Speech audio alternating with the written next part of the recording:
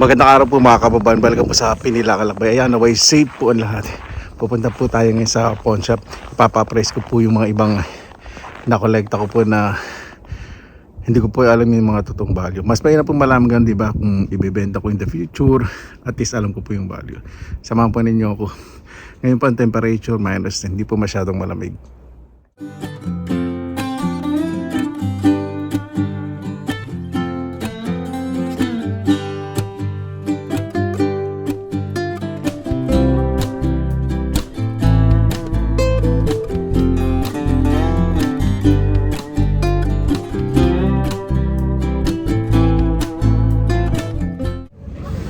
Ayan po mga kabayan, uwi na po tayo. Medyo matagal din po yung pag-appraise dahil may mga ibang customers din po. At pakikita ko po sa inyo, sabi ko dati, di ba, mayroon pong nabili na hindi ko pinakita. Pakikita ko na po. At kanina po, hindi ko mapigil sa sarili ko, dumaan po ka ng second hand shop. May na-jackpot po tayo. O doon nakakaisa. Dumaan po ninyo ako. Mga kabayan, hintay po muna ako ng bus. Alam niyo, pinatawag na intuition, yung parang sa tingin nyo na kung tama o mali. Kanina yung pakiramdam ko napaka-positive. Kung dadaan ba ako sa second hand shop, tuman po ako. Grabe, dalawa po yung na-jackpot ko. Naku, sobrang matutuwa po kayo. Alam mo ninyo, nararamdaman ko, mananalo ko sa sa lottery. At pag nangyari po yun, ako, napakarami kong matutulungan. Saka yung mga regular po ng mga nanonood, lahat po yung may balato. Ito po yan. Ito po mananalo po Saka yung sa Facebook, yung mga regular po na halos naging kaibigan ko na po. Mabait, nakakwentuhan kahit malayo. Sarap pa ng gano'n sa pagbablog. Nagkakaroon kayo ng mga kaibigan. Kahit di nyo pa nakikita. Nakakatuwa po talaga. Ayan po mga kabayan, dito na po tayo sa bahay. Pasensya na po kung may narinig po kayo sa labas. May nuubo, mga bata. Ito will binuksan ko po yung bintana, medyo pinapalitan ko po yung hangin po dito sa loob. Ewan ko po audible. Ayan, inabili po ako. Ito, sobrang saya ko po, 8 euro. Sa second hand shop. Kita ko po sa inyo. Display lang po yung ganyan. Tapos nakasulat. Dali lang po nakasulat 1970 low volt, ibig sabihin 1970s year vintage. So basta nakadisplay lang po yung nakasupot lang ganyan 8 euro. Kasi isang piraso po nito silver po. Nakita ko po yung ito po silver, tapos binunutan yata ng 14 karat o 18 karat na gold. Close up ko po sa inyo yung mark. Ayan po yung number po. Meron pa siya na Denmark po yata yung salita, tapos sterling, tapos ibig sabihin ng SOLV or Y po yata. As research ko na po ibig sabihin po sterling silver. Di ba? Ito isa 92 yung mark, so 100% po silver po ito. Di ba?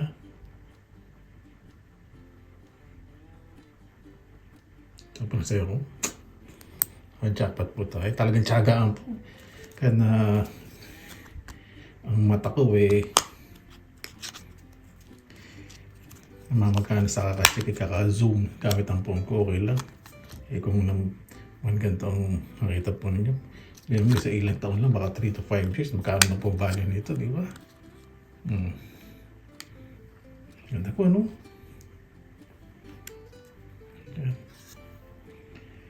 1970 Blue Volta.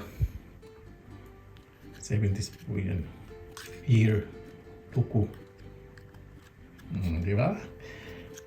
Tapos, itong isa, hindi ko pakikita yung pangalan ng second shop. 6 euro. 6 euro. Ito po. Ito kaya po pinili kasi maganda po ito dahil mabigat po siya. Ano po ito? Matagal na daw po ito. Sabi nung nagtitinda, yung ali. May din po siya sa mga alahas. Nakaka-jackpot daw. Ito, no, 59.50 in euro po. Pero patagal na daw pong binili ito. Sabi niya po, ano pa po ito? 90s. Yan po. Diba? Nakalagay pa po, nickel free. Ganda po yan sa may mga allergy po sa alahas sa nickel. O diba? Ang hindi ko po alam yung pearl kung totoo. Pero sabi niya, parang totoo, sabi niya. Kasi may din po sa alahas. So, pinili ko 6 euro, hindi na po masama yun. Tapos yun yung mamaya isang jackpot ko. Main jackpot. Ay, timbangin ko nga po pala. Yung nabili po natin sa isang second natin, timbangin po natin. Brooch po dati ito, brooch o brooch. Yun ko. Basta iniipit po sa damit. Huwag yun nilalagay. Mag-iba po siya na timbang. So, 11.10 grams. Ito po mga kabayan, pag nagtitimbang po kayo ng silver, wag po kayong madidisappoint. Kasi pag alahas po siya, naka-form na, ganyan, ginawa ng alahas, mas mahal po ang presyo niyan. Huwag niyo pong isipin kung magkano ang presyo po niyan per gramo. Kaya tulad po ng mga branded, di ba? Ito po vintage. Kaya ang binabayaran po dito, design sa human effort. Huwag niyo po ibabase sa per gramo. Yung mga per gramo po, mga scrap po yun. Ganun po yung presyo. Ibig sabihin, hindi pa siya na-form into something. For example, jewelry, silverware, mga ganun, o design, mga vase. Diba? Ganun po yun. So ito, maganda po ang value po nito pag binenta ko. So para sa imagine po ninyo, 8 euro po yan. Diba? Ilalagay ko po yung plastic sa presyo, sa resibo. Kasi kung sakali magta-travel po sa ibang lugar, di ba? Safe ako. Lalo na sa Pilipinas, magdala po ang resibo. Hindi na po natin titimbang itong, sige na timbangin. Pwede timbangin mo rin. Estimate lang po natin. Kasi wala siyang wala siyang hallmark sign kung anong klaseng bato. Pero nickel free. Tignan natin kung sakasakali. Para sa akin parang gold plated. Saka hindi po siyang magnetic. 16.59 grams. Okay. Kasi yung phone ko po, yung leather case, may magnet. Kaya yung po alas at nakikita ko. Yan. Tsaga-tsagaan po talaga. Tsaga po pag nagpay po minsan nakasama-sama sa supot. Ako isa-isayin ko po yun. Hindi ko naman tudog kasi sa kami CCTV. Sa kanina may nakita po akong sing-sing. Wala pong walang presyo. Hindi ko na tinek kung may hallmark o sterling o anong mark. Baka may disappoint lang ko. Sabi, isip ko baka sa customer to. Baka magandang klase eh. So, binigay ko po sa cashier. Sabi ko, baka ako sa kakahanap, natanggal sa kamay yan. Baka may maghanap. Ganun po. Binalik ko kanina. Ganun po tayo maging gahaman. Ito naman po, yung sa kabilang shop. Silver. Ito, mahal po. 5 euro lang pambili ko. Ito, pag ganito pong mga shape, delicate, perfectly shaped na heart, tapos cool po siya, walang kantuan sa gilid. Yan, maganda po presyo yan po yan. 925 po yan. Zoom ko na, pasensya na po, sumasakit na ulo ko. Hopia, ibig sabihin po nun, Silver 925. Reipos, ibig sabihin po nun, Sudana Reipos, ibig sabihin nun, heart pendant. Yan, diba? Kunin ko po ito. Meron po ako doon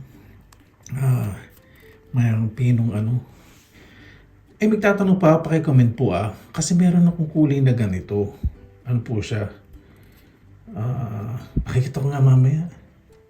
900 po yung di ba pag silver 925? Basta 900 po. Hindi ko pa mahanap pala. Hindi ko lang saan nalalagay eh. Basta pag mark po 9, di ba silver 925? 900 po yung niya eh. Yung mark niya eh. Yung number. So ito. Tapos isa, kasi, para po sa akin ito pong hematite. Totoong hematite po ito. Sabi po nung nagtitinda. Yan. Itong hematite. Kasi may value din pong hematite na mga bato kapag ganyan ginawa po. Kapag nasa jewelry na, medyo mabigat siya. Saka hindi siya naman magnet. 4 euro and 90 cents lang po mabili ko po dito. Di ba? Mura. So, mga mahilig sa accessories. Ito lang po yung binili ko na hindi po silver, hindi ginto. Tapos, yung pong kasama po pala nito, ito. Saka, ito po, yung na-jackpot ko. Hindi na pakikita yung sa ilalim. Dali. Ito po na pangalan nyo sa shop. Yan. Bili ko po dito ay 35 euro. Hindi po 35 sa tiyan. Nakabalukot po yan. 35 euro. Alam ko po yung price sa ilalim. Yan po. Meron po kung nakitang, ano po ito, 14 karat. Na-zoom ko na rin po. Okay, zoom mo kung totoo pa nagsasabi. Baka ini-invento mo lang. Dali lang po, sige. Ayan, tinanggal ko po yung pakaw ng isa. Mostly, may nakalagay din po doon. Kaya lang sobrang liit kasi. Tapos nasa pakaw po. Ayan, makikita po ninyo. Dali lang po, i-zoom pa natin. Ayan, nakikita ko po 585. Pag 585 po, 14K. O, diba? Balik ko po muna. Tapos, timbangin po natin. Isang peraso lang. Hirap pong tanggalin ng isa eh. 0.24 grams. Tapos may bato po siya. Hindi ko po alam yung bato kung ano. Kung diamond ba siya or zirconia. Pero napakamura po ng bili ko sa 35 euro. Kasi pag binibenta po, lalo na ito, meron pong nabibenta 0.02, mga point, ano lang, mas mababa sa 0.10. Grabe po, 40 euro. Oo, ano yun, 14K.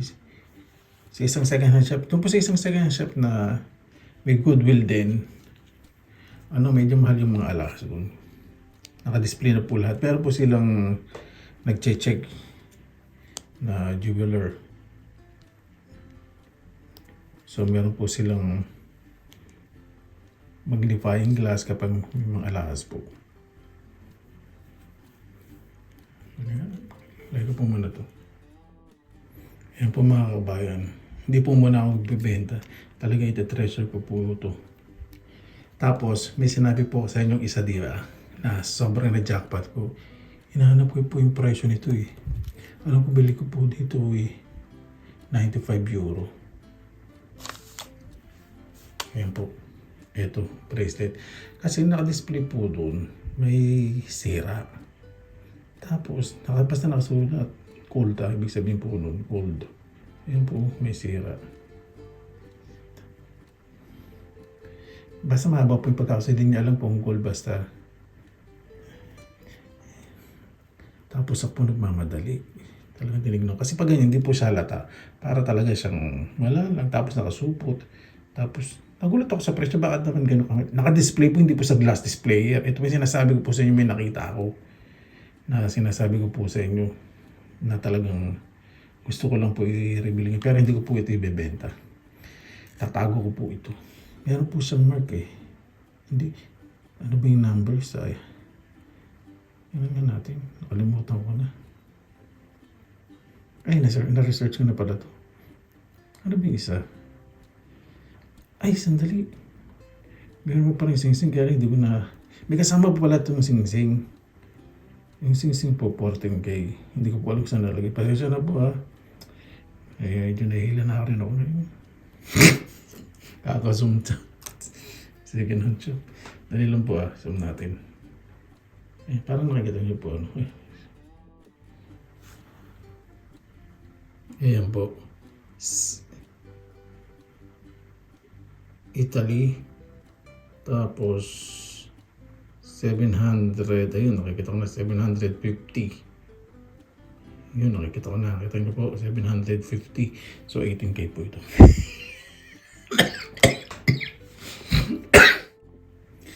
Alam po ninyo, nung nakita ko po ito sa second hand shop, grabe po. Mamahal din po yung mga tinda niya iba. Yung mga vintage. Ito, talagang napakahirap po kasi. Napakahirap tignan. Kasi parang hindi siya ito. Pag tinignan po niya nakaganyan. Tapos may kasamang sing-sing. Tapos yung plastic medyo malabo pa. Timbangin po natin ilang grams po ito. Hindi ko po alam kung magkano kaya ng 18K eh. 2.27 grams. So, ang bili ko po dito, parang 90, alam po 92, palagyan na natin 95 euro. So, kasama po yung sing-sing. Hanapin ko lang po yung sing-sing. Dali ah. Ito po yung kasama niyan kasi mag-iba kulay niya. So sabi ko, parang dito, ba't lalagay doon? Kaya nagulat po ko sa presyo. I-zoom po natin. Alam ko 14K ito, na-check ko na. Ayun. 585 tama. 14K. So timbangin natin to. Bago pa tayo magtuloy, ito po yung napa-appraise ko. Silver po siya. Diba? Yung pinakita ko po sa inyo kahapon na between 100 to 160 ang apat all 6 na peraso. Tingnan po natin ilang grams to. At isang peraso, di ba?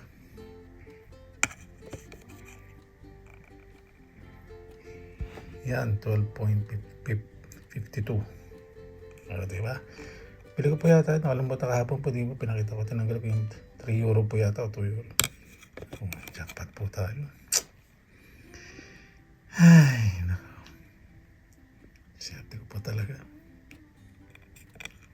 Basta may tiyaga po talaga, di ba? Ano ba naman to? Kasi nakalala na. Yun, 12. Pakikita po po yung iba. Ito kasi nag-aalaan ko kung silver. Silver daw po. From Spain. Antique. Ano po yung mark niya? Sabi, ayun nandun. Spanish, ano po, vintage, sterling mark. Nandun. Tingnan natin.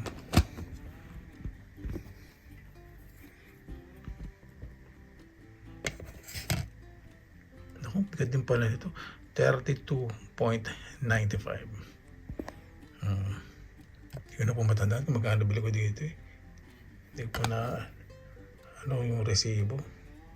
Bili ko po yata dito, 15 euro. O, diba?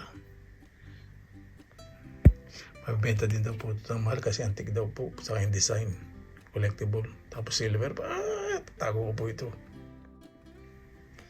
Ito po. Silver din. Tingnan natin. 2.10. Bili ko po dito 1 euro. Ano ba yan? Hindi nagsirang dali. Hindi pala pantay. Dali. Ulitin natin. 2.10. Ayan. 2.8. Yan, tama na to. Yun. Timbangin natin itong sing-sing. 1.31.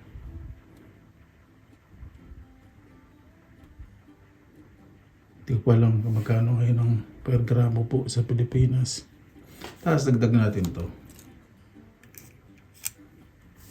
3.58. Grabe po ano. Diyan, yung po yung sinasabi ko po sa inyo na jackpot po ako. Kasi siyempre ang mga tao titignan eh kung totoo ba yun. Pag may kita nila sila may sira, ganyan. Parang may doubt na sila na, ay, hindi totoo yun. Ako po matyaga. Nakita ko parang may mark. So, 3.58. Hindi ko pala kung magkano po lahat yan sa peso. Pero, bili ko po yan, palagi natin 95 euro. Isapat na po natin, tapat na. O, diba? Ang laki po natutubong ko. Saka hindi ko po ibibenta. Treasure ko po yan. Yung talagang gipit na gipit na ako. Ito po kasi mabibenta ko po ito per gram sa pawn shop. Kasi ano, considered na to as scrap dahil pero mahal pa rin po, di ba? Hindi ko alam magkano po per gram dito sa Finland eh. Pero tabi ko po yan, 3.58. Alam po ninyo, nung nag-check po ako ng mga news dito po sa Finland, grabe po. May recent news na may nakabili po ng ano. Nasa supot daw po halo-halo. May halong mga beads. Para isang supot lang po siya na jewelry. Alam po ninyo kung magkano po ang halaga po nung naka-jackpot. Nasa ano po, 11,000 euro. Grabe po, ano, magkano sa peso. Basta 11,000 euro po yung value. Yung roughly estimated. Pero hindi po sinabi ko ilang grams. Basta yun po yung naka-jackpot po. Di ba? Okay, ito po yung first na jackpot ko. Ibang klase po, ano? Imagine po ninyo to. 35 euro. Kasi, hindi talaga matiis sa sarili ko. Sabi ko, kailangan pumunta sa second hand shop. Pinuntahan ko talaga dalawa. Magkatabi lang naman po yun eh. Mga 3 building lang ang pagitan. Diba? Tapos ito. Marami po.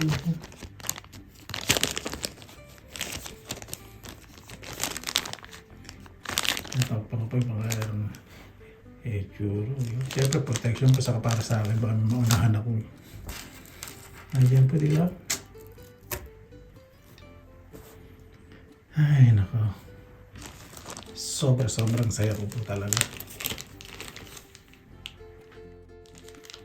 Sino naman po hindi matutuwa, diba? Papasok kayo. Hindi naman kayo... At saka pag nakita nyo pong nakalock po yung plastic sa mga second shop, hindi pong bubuksan. Ako po pinipili ko lang ikot lang sa loob ng plastic. Saka sinusong ko. Saka hindi ka naman, may mga CCTV naman po eh. Saka hindi naman ako mukhang mandarugas.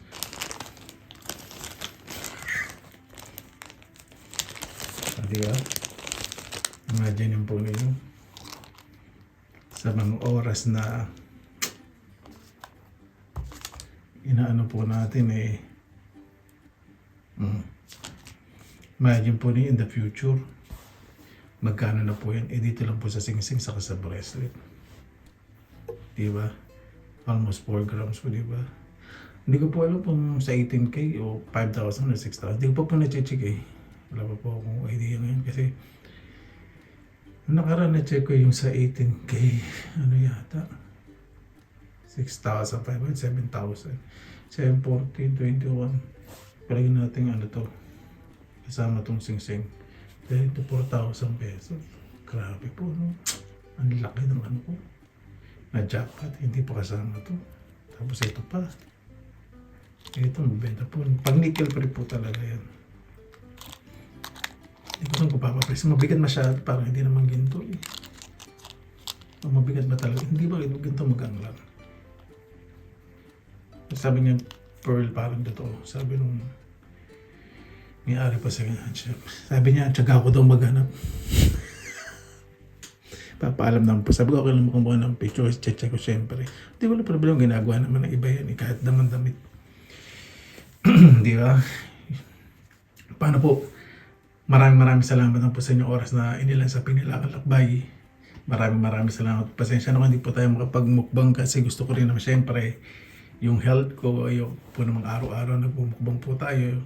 Lalakbay po din po tayo kung ano po yung mga posibleng makikita po natin dito sa Finland. Di ba? Ito po kasi siyempre 3 weeks pa lang po tayo. Imagine po ninyo kung isang taon ako naghahanap ng mga ganito. Di ba? Napakaswerte ng mga tao dito. Grabe. Basta lagi po tayong positive vibes, good vibes. God bless, ingat palagi magandang araw. Laban lang.